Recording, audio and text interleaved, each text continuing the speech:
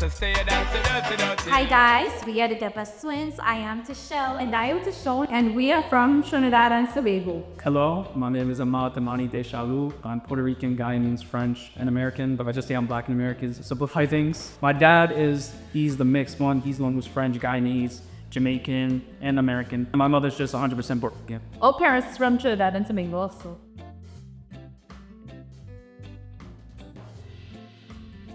My mom, she is a first generation American, but my grandmother, my abuelo and abuela are straight from Puerto Rico, so she still maintained a lot of that Puerto Rican culture. She's the one who's kind of instilled me with the culture, with the history, the music. She's the reason why I still feel proud to call myself a Puerto Rican, even though I wasn't born there. And even some islanders on Puerto Rican may not feel that way, but I ain't, That's right, We don't live in a community that is Caribbean-based or Trinidad-based. What we try to do is go to the communities that is, for example, Flatbush, and to reconnect with our people and our culture and our food.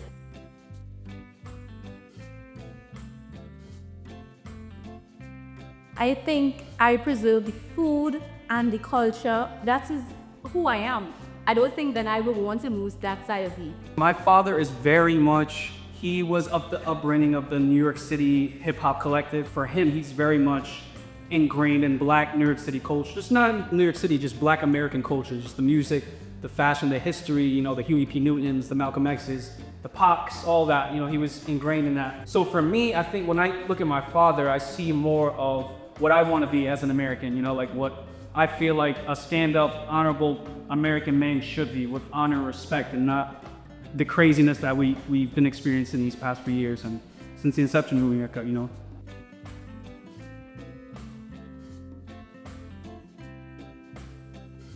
Your David dance feel like content. I am another actor, writer, and I also do some modeling.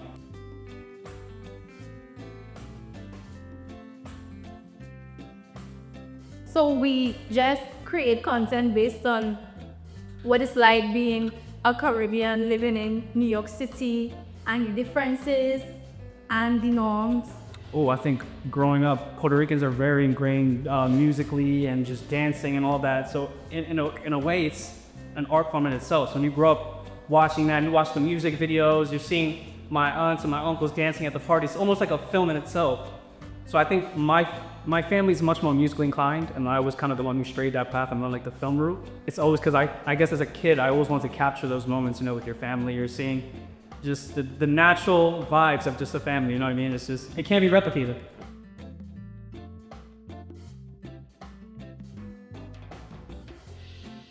For my future generations would have to be the dialects. I think that makes me who I am. The food, the culture, everything about Trinidad and Tobago, I would have to pass down. History and the strength of my people, like the perseverance of them, from the Black side to the Tainos, it's within me now.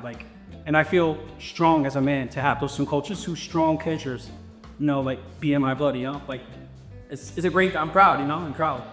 Tobagonians are very independent and hardworking, so that for my future generation to stay connected to nature. Outside is like our second home.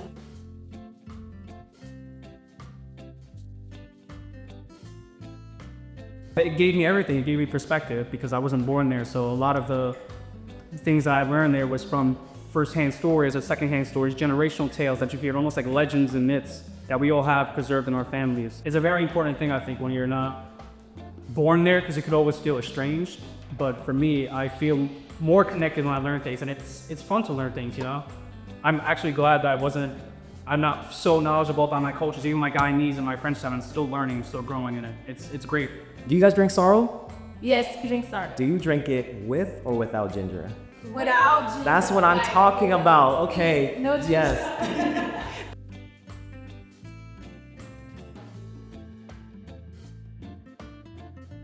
Like if you're American, you're like lesser, or vice versa. If you're born from the country and you come here, you're somehow seen as a lesser. I think it's crazy to think that way because my grandparents came here maybe like 60, 70 years ago, and they're still just as much Puerto Rican as they were back then, without feeling like they're impeding on like our American toes. I stepped on our American toes and like diluting our culture. You know, I think it's just a weird negative stigma from just the racial systemic oppression and conditioning we've all gone through, and how we've learned since, like I said, America was founded. It's kind of like infected some of us to be like almost internally racist towards each other, which has always confused me. Like, if we're the same, but we're the same, bro. You know, it's like, Absolutely. it's just not black and white, you know, just because you're from Guyana or Guyana's American. There's so many factions even within Guyana of different subcultures. So it's crazy, like just humanity in general, and just the melting pot you have here, especially in New York City. That's why I love New York, because you really meet your kinfolk just walking across the street.